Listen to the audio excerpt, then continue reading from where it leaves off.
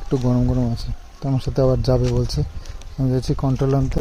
দেওয়ার সাথে এত হয়ে গিয়েছে, দেশে কিছু নেই, যার কপাল একটু ভালো চকচক করেছি। কালকে যেরকম আমি শরীর খারাপ হলে অনেক কষ্ট হয় না, বলো? কষ্ট হয়, হয় কষ্ট। একটু কথা শুনলেই তাহলে শরীর খারাপটা হয়, সহ্য করতে পারে না।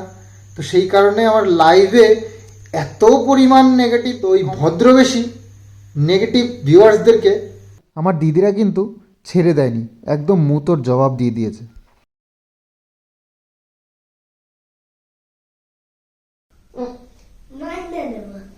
কি মায়না দেবো? কি মায়না? স্কুলের মায়না? কেন 300 টাকা? 300? অনেক টাকা দেখো, অনেক টাকা হয়ে যাচ্ছে। একটু কম, একটু কম।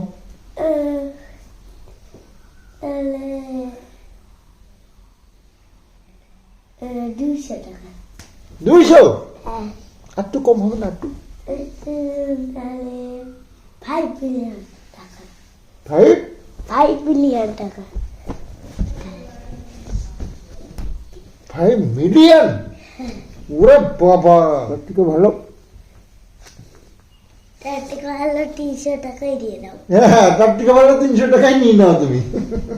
মিলিয়ন টিলিয়নের দরকার নেই আমাদের। তো চললো 3-4 দিন ধরে অনুষ্ঠান। ও মাইকও খুলে নিয়ে চলে গেছে, কখন খুলে নিয়ে গেছে। যাই হোক, 3-4 দিন ধরে মানে কন্টিনিউ অনুষ্ঠান চললো। তো আজ শেষ হয়েছে। এবার তোমরা হয়তো আমার কথা ঠিকঠাক শুনতে পাবে, এবং আমারও একটু মানে অনুষ্ঠান তো ভালোই, আমাদের আনন্দ ফুর্তি সবারই দরকার আছে। ফ্যামিলির প্রত্যেকটা মানুষ একটু মাঝে মধ্যে পাড়ায় একটু অনুষ্ঠান হলে সবাই একটু আনন্দ করে। তো যাই হোক, ভিডিওতে একটু প্রবলেম হচ্ছিলো, তোমরা কথা শুনতে পাচ্ছিলে না, বা আমিও কথা বলতে একটু অসুবিধা হচ্ছিলো। তো এখন থেকে আর সেটা হবে না। আমাদের সেই জামরুল গাছটা, এই যে গাছটাকে কত ছোট লাগানো হয়েছিল, তো এখন তো বেশ বড় হয়ে গেছে, আর প্রচুর জামরুল হয়। কিন্তু বড় হয়ে একটা সমস্যা হয়ে গেছে, এটাকে আর ঢেকে রাখা যায় না, তো পাখিতে বা দূরে খেয়ে চলে যায়। আর হয় বেশ প্রচুর হয়, গোলাপি কালারের জামরুল। তো এবারও এই যে ফল এসছে, দেখো কত, নিচেরটাই দেখাতে পারছি, উপরের তো আর দেখাতে পারবো না, উপরে অনেকটা লম্বা। তো এই যে বছরে 2-3 বার করে হয়, পর এটা শেষ হয়ে যাবে আবার হবে, এটা শেষ হয়ে আবার হবে, এরকম 2-3 বার করে হয়। সকালে উঠেই মা এই যে কত সব জামা কাপড় কেচে দিয়েছে। তো সকাল সকাল দিলে কী হয়, তাড়াতাড়ি জামা কাপড়গুলো শুকিয়ে যায়, এটাই ভালো। নাহলে সেই বেলা করে দিলে আবার পরের দিন শুকাতে দিতে হয়। তো এখন আবার মাঝে মধ্যে একটু হাওয়া ঝড় টড় হওয়া শুরু হয়েছে, এটাও একটা চিন্তার বিষয়। তো আমাদের আম কিন্তু বেশ বড় বড় গুটি হয়ে গেছে, দেখো হিমসাগর গাছ, দেখো বেশ ভালো ভালো গুটি হয়েছে, এই দেখো। তো কি হয়, এই টাইমটায় গাছের তলাটা পুরো প্রচুর নোংরা হয়, কারণ এই বোল যেগুলো আছে না, ঝরে ঝরে সব পড়ে। দেখো সব খালি হয়ে গেছে, কেমন ভর্তি ছিল না এই বোলগুলো। তো এই গুটি যে কটা থাকার সেগুলো রয়ে গেছে, আর বাকি সব ঝরে ঝরে পড়েছে। তো প্রত্যেকটা আগায় বেশ কিছু আম হয়েছে, এই দেখো এইটা আবার বেশি বড় বড় হয়েছে। তো আম যেহেতু এবার হয়েছে, তো আমরা ধরে নিতে পারি যে এবার ঝড়ও হবে বেশ ভালো মতো, কারণ আম যেবার বেশি হয় সেবার ঝড়ও বেশি হয়, এটা কিন্তু আমরা দেখেছি। ওই দেখো এই ডালটাতে বেশ আম হয়েছে, কিন্তু প্রত্যেকটা গাছই একই। এই দেখো ওই গাছটাতেও কিন্তু এবার বেশি আম হয়েছে, এত আম ওই গাছটাতে হয় না। আর বেশিরভাগটাই হয় হচ্ছে কি রাস্তার দিকটায়, কারণ ওই দিকটা রোদ্দুর টুদ্দুর পায়, তো সেই কারণে হয়তো। আর এই দিকটা দেখো ডালও কম আছে, আমও কম হয়েছে, বোঝা যাবে আর কদিন পর থেকে। এখনও তো গুটি হয়েছে, বুঝতে পারবে না তো।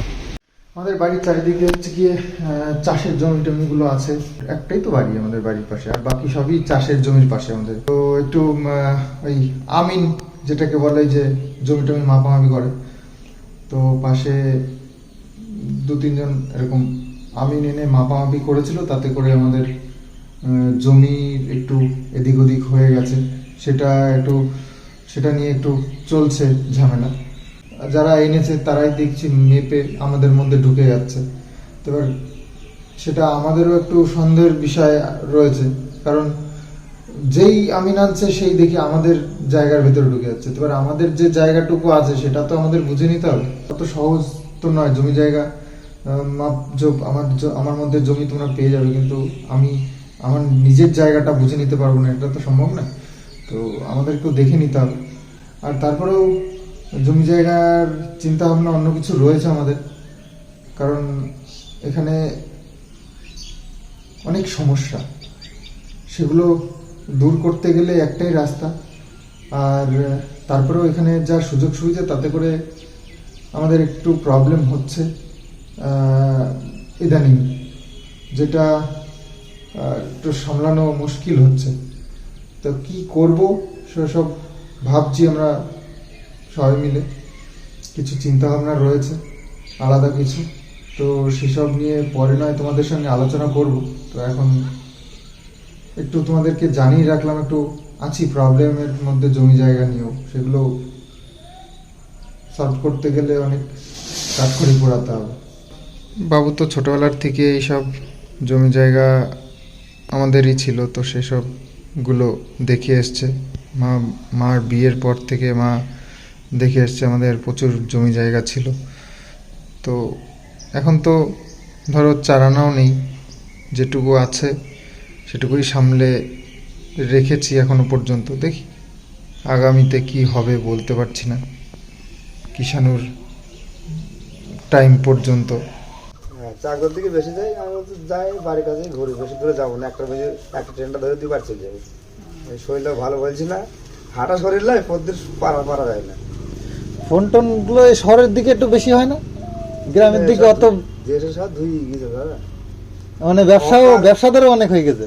ব্যবসাদার এত হয়ে গেছে, দেশে কিছু নেই। যা কপাল একটু ভালো চকচক করেছি। কালকে যেরকম আমি মনে করলাম 11টা বেজে গেছে, বোনই হয়নি, হ্যাঁ 2 ঘন্টা হাঁটা হয়ে গেছে। দিয়ে একবার থেকে ডাক দিল, 216 দিল, একটা 32 দিল। যাক কোন রকম হইলো একটা, 2-3 টাকা রোজ হইলো। গাড়ি রাস্তা ঘাটটা বুঝলো। তারপরে কিছুক্ষণ মারতে চাক দেয় নেমে মারতে চলে এসছে সে পায়রাডাঙ্গায়। পায়রাডাঙ্গায় এসে দাদা একটু তোমার মতো হাসি ভাব দেখাচ্ছে, বুঝলি? মনে জল আসলে যে হবে কিছু। ভাই কিরম জিজ্ঞাসা করছে, দাদা মোবাইল টোবাইল আছে নাকি? যদি আসো দেখে, দুখানে একটা 64 মাল নিয়ে আইলো, একটা 28 নিয়ে আইলো। ওখানে হয়ে গেল আমার, পড়তে হয়ে গেল। ওখানেই পড়তে হয়ে গেল। যাই হোক, যখন সারাদিন ঘুরে একটা কেস হলে এরকম একটা দুটো মোবাইলের মতো মোবাইল পেয়ে তাই। ব্যবসা কত রকমের হয়, এনারা পুরনো ফোন কিনে বেড়ায়, তো এই করেও ওনাদের চলে যাচ্ছে বেশ ভালোভাবে। মানে এটা ফটকা ব্যবসা, যা হট করে একটা ভালো মোবাইল পেয়ে গেল কম দামে, তো সেটাকে বেচে, মানে খারাপ মোবাইলই নেয় এরা। খারাপ মোবাইলের মধ্যেও অনেক সময় ব্যবসা করতে গিয়ে ভালো মন্দ সবই থাকে না, তো সেই গল্পই করলো আর কি। সারাদিন ঘুরে ঘুরে কিছুই হয় না, হুট করে এমন একটা হয়ে যায় যে সারাদিনের খরচা উঠে যায়, জনের দাম উঠে যায় আর কি। তো সব ক্ষেত্রেই তাই, ব্যবসা এরকমই হয়, হয় না তো হয় না, আবার যখন হয় তো একদম ভরে ভরে আসে। তাই সব শুনলে একটু মনে জল আসে, ভালো লাগে যে হ্যাঁ এখনো চেষ্টা করে যাচ্ছি, ব্যবসার পেছনে দৌড়ে যাচ্ছি, তো হবে কখনো না কখনো। ধৈর্য ধরতে হবে এই আর কি। কিষাণও গেছে স্কুলে, আর আসবে 10টার পরে।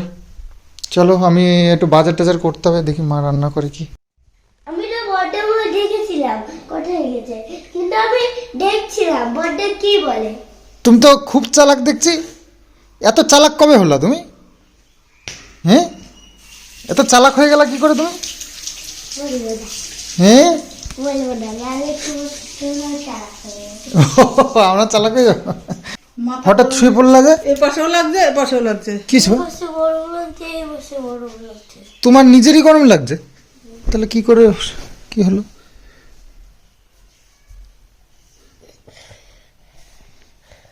গরম লাগছে, স্নান করে ঘুমাতে হবে। ফোন দিলে মনে হয় ঠিক হয়ে যাবে না? আজকে ফোন দেয় না, ফোন দেওয়া হয়নি তো, ওই জন্য শরীরটা একটু খারাপ লাগছে। আর পড়তে বলছে দাদা বারবার করে, ওইটার জন্য শরীরটা একটু বেশি খারাপ লাগছে। পড়তে হবে না, বা ঠিক হয়ে যাবে না। করবা কেন? মাথা খারাপ এখন পরে কেউ? স্নান করে নাও, স্নান করে তারপর শো। এই পা না 2 পায়ে? 2 পায়ে? পা টিপে দিলে শরীর ভালো হয়ে যাবে তো? তাহলে কি করতে হবে বলো? শুধু মাথায় একটু জল, কিছু কিছু জল ভিজিয়ে মাথাটাও ঠান্ডা হয়ে যাবে। কিছু জল ভিজিয়ে মাথায় দেবো? হ্যাঁ। চলো তাহলে উপরে ছাদে চলো। বাবা বাবা জ্বর হয়েছে রে। কিছে বা, কি হয়েছে? ঘুম পাচ্ছে? ও লাড্ডুটা কে খাইলো দাদা? আমি খেয়েছি। ও বাবা লাড্ডুটা চলো চলো চলো, স্নান করে নি, স্নান করে তারপর ঘুমাও। ডিম ভাত রান্না করছে, ডিম খাবে না? ও ডিম খাবে না মনে হয়, জ্বর হয়েছে বলে। ও থাক, আমি তাহলে খাই দিলাম। কিষানের ডিমটা তাহলে আমরা ভাগ করে নিই মনে। চল তাহলে শুয়ে থাকো তুমি, হ্যাঁ? স্নান করবো না? ওর জন্য 2টা ডিম দিছিলাম, তাহলে একটাও তো খেতে পারবে না। হ্যাঁ সেটাই তো। কি হবে দাদা? আমি, তুমি একটা বাবু একটা খাই নিও। আচ্ছা ঠিক আছে চলো তাহলে। স্নান করবা না থাকবা, শুয়ে থাকবা? কি কি স্নান করবা? চলো তাহলে। কিন্তু নাটক ভালো চলে দাদা। না যাও যাও। একটু যদি জল দাও, একটু করে।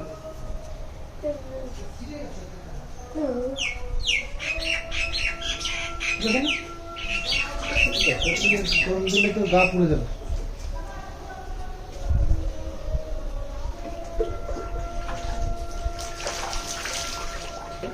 বেশি জ্বর হয়ে যাবে, চলো বেশি জ্বর হয়ে যাবে। দাঁড়াও দাঁড়াও, পড়ে যাবো না যেন, পড়ে যাও না যেন। এই দেখ, এই পড়ে যাচ্ছে, বাচ্চাটা পড়ে যায় শুধু। ঠান্ডা তো লেগেছে, কিন্তু কালকে আইসক্রিম খেয়েছে 2টো। দাঁড়াও একটু শো, তারপরে ঠাম্মি রান্না হোক। ডিম ভাত খাওয়া তো? হ্যাঁ ঠিক আছে, তাহলে খেয়ে দে তারপর ঘুমা। ঠিক আছে, দাও ঠাম্মি ভাত হয়ে গেছে, ভাতটা নামিয়ে দিয়ে আসি। একটু শো, আমি ভাতটা নামিয়ে দিয়েছি, নাহলে ভাত গলে যাবে, খেতে পারবে না তারপরে। ভাত গলে গেলে আর খাওয়া যাবে না কিন্তু। ঠান্ডা লাগছে না। ফাঁকা নেই। এই নাকটাই দিতে হতো, ফাঁকা করার নিঃশ্বাস নেওয়া কি করে? তো হালকা জ্বর জ্বর লাগছে, গা একটু গরম গরম আছে। তো আমার সাথে আবার যাবে বলছে, আমি যাচ্ছি কন্ট্রোল আনতে। তো টুপিটা পরেই নিয়ে যাচ্ছি। তো আজকে রান্না হচ্ছে ডিমের ঝোল আর ভাত। শুধু আমি এটাই বললাম, আর কিছু বেশি কিছু করতে বারণ করছি। রাত্রে আবার রুটি হবে এক বেলার জন্য। তো দাঁড়াও, ছুলে নেবো আমি। আমি একটু ডিম ছোলাছুলি করছি। এর মধ্যে দিস না ছোয়া, ওই বৃষ্টির থালা গোলার বাকি আছে। লাল লাল এইরকম ডিম। এই যে নামাই দিছিস না, ওই জন্যই তো ফ্যান পড়ে গেছে। আমি এই প্লাস্টিকের গামলা করছি, তুই গামলাটা ফেলে দিস। হ্যাঁ এইটা নিচে দিছিলাম গামলাটা, তুই আবার প্লাস্টিকের গামলা সরাই গেছিস, ওই জন্য নিচে ফ্যান করছে।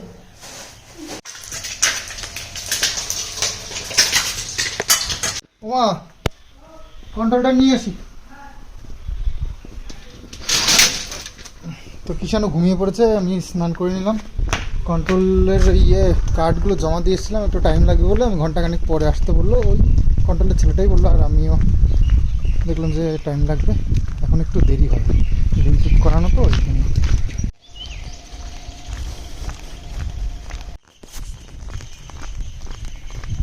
বাবা এই দেখো বড় ডিমটা এনেছি তোমার জন্য। বলো বাবা, না বড় ডিম। হ্যালো। তো আজকে দুপুরে এক বেলার জন্য রান্না করেছে ডিম ভাত। তো আমি বললাম যে আর কিছু করতে হবে না, ডিম ভাত দিয়েই হয়ে যাবে এক বেলা। তো রাত্রিবেলা আবার অন্য কিছু করে নেবো, রুটির সাথে আর কিছু তরকারি বা ভাজা।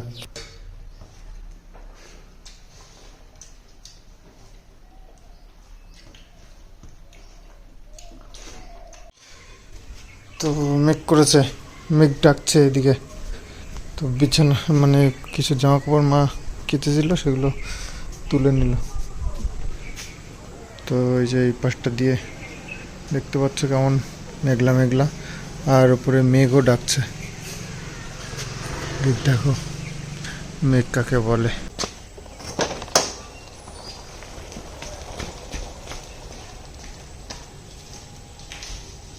এই ভাঙা হাত নিয়ে দিনের বেলায় যে কতবার ঝাড় দেয় উঠোন, দেখো এত ঝড় বৃষ্টির মধ্যেও মানে আবহাওয়া এরকম, তার মধ্যেও পাতা সেরকম কিছু নেই কিন্তু, আর গাছের পাতা তো কন্টিনিউ পড়ছেই পড়ছে। ওই দেখো কি জোরে মেঘ ডাকছে, আজকে কি হবে তা কি জানি। এতদিন তো শুকাতে শুকাতে পুকুরের হাল এই অবস্থা এসছে। একটু সুস্থ থাকলে তারপরে নিজের দোষে নিজের জ্বর জারি আনে, মাথায় দিয়ে দিতে হবে।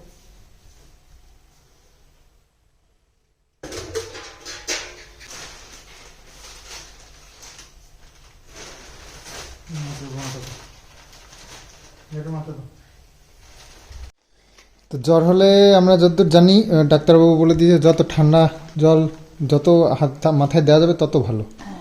তো সেই জন্য ওষুধ তো খাওয়াচ্ছি, তার মধ্যে একটু মাথায় জলও দিয়ে দিলাম। পেয়েছি 20 কিলো চাল, প্রতি মাসে 20 কিলো করেই পাই, মধ্যে রেখে দিই, নাহলে বর্তমান খালি খারাপ হয়ে যাবে, পোকা টোকা লেগে যাবে।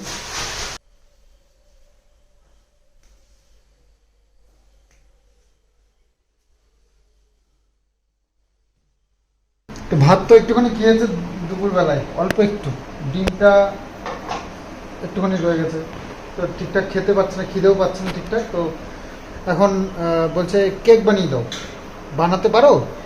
বানাতে পারলে তাহলে খাবে সেগুলো দোকানেরটা।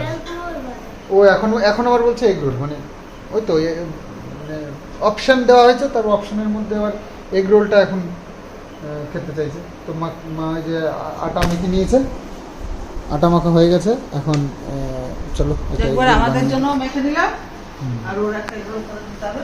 চলো ভাই, এগ রোল কি বানিয়েছি জানো?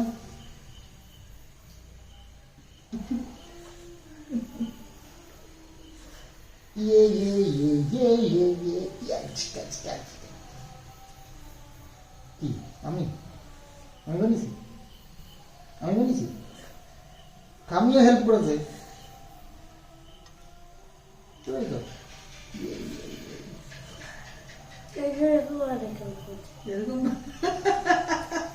কোন দিকে তুমি হারাতে পারবে না,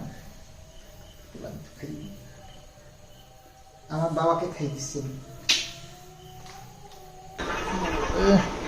শরীর খারাপ হলে কত কষ্ট বলো, একটু যদি কথা শোনো তাহলে কিন্তু শরীর খারাপটা হয় না।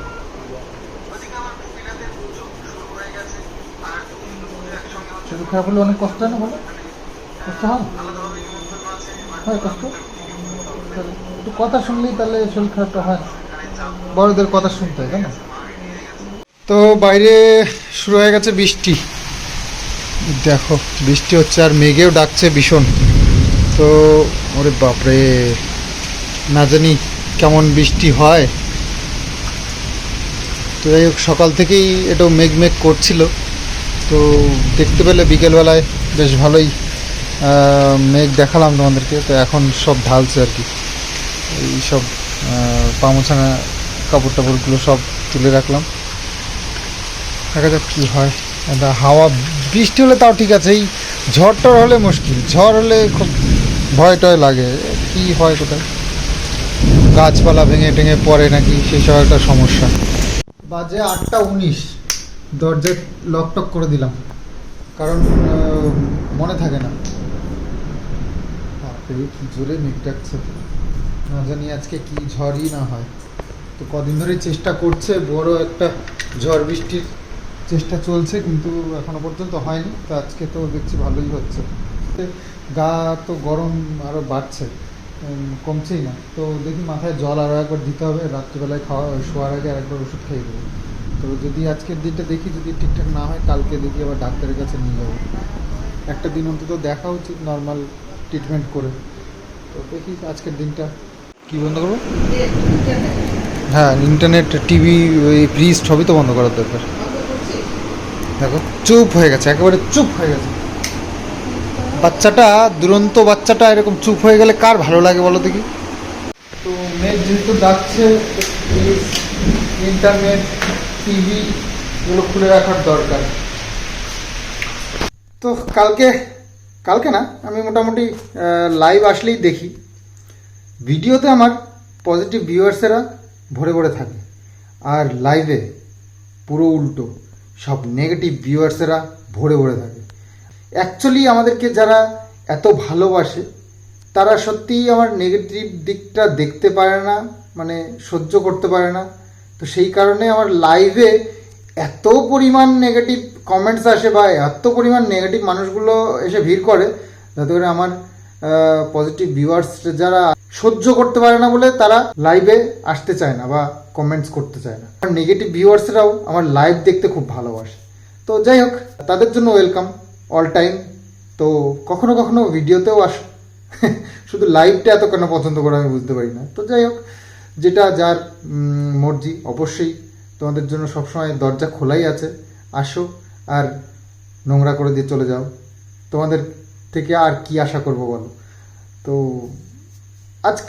আজকের যে ব্লগটা আমি পাবলিশ করেছি, তো সেই ব্লগটাতে মানে ভরে ভরে আমি ভাবতে পারছি না। আর কমেন্টসগুলো দেখে সবগুলোই যে নেগেটিভ কমেন্টস, এটাও আমার মনে হলো না। আজকে কমেন্টসে আমি যেটা দেখলাম সেটা হচ্ছে গিয়ে মিল করে নাও, নিয়ে আসো, সব সমস্যার সমাধান হয়ে যাবে, সব মিটিয়ে নাও, এই ধরনের মানে কমেন্টস। তো আমি বুঝতে পারছি না, নেগেটিভ কমেন্টস তো বুঝতে পারি, কিন্তু এটা কেমন? মনে হচ্ছে আমার ভালো চায়, তবুও ভালো চেয়ে আমাকে বলছে এই কথাগুলো। কমেন্টস যেটা লিখেছো সেটা আমার একদমই পছন্দ নয়, আর আমি এটা কখনোই আর মেনে নিতে পারবো না তোমাদের এই রিকোয়েস্টটা। তো সেই কারণে নেগেটিভ হও আর পজিটিভ হও, তো আমি ওটাকে নেগেটিভভাবেই নিয়ে নিয়েছি। তো তোমাদের এই রিকোয়েস্টটা আমি সরি রাখতে পারলাম না। আর লাইভ কালকে করার পর থেকে আমি দেখছি, আজকের ব্লগেও আর এবং লাইভেও দেখেছি, বেশ কিছু ভদ্রবেশী অভদ্র লোক আমার ভিডিওতে এসে বেশ ভালো কাজটা করছে। তো তাদের জন্য অবশ্যই আমার মনে গেঁথে গেছে তোমাদের কমেন্টসগুলো, অবশ্যই তোমাদের জবাব তো অবশ্যই দেব। তো অপেক্ষা কর, আমি রেডি করে নিয়েছি, তবে লাইভেই দেব। ভদ্রতা না গায়ে লেখা থাকে না, আর ওই সুন্দর সুন্দর জামাকাপড় পরলেই ভদ্রতা বজায় থাকে না। ভদ্রতা মানুষের ব্যবহার এবং তাদের ভাষা জ্ঞানে বোঝা যায়। তো চলো, ভিডিওটা আজকে এখানেই এন্ড করছি। আগামী দিন আবার সুন্দর আরও একটা ব্লগ নিয়ে আসবো। তো চলো, বাই বাই, গুড নাইট।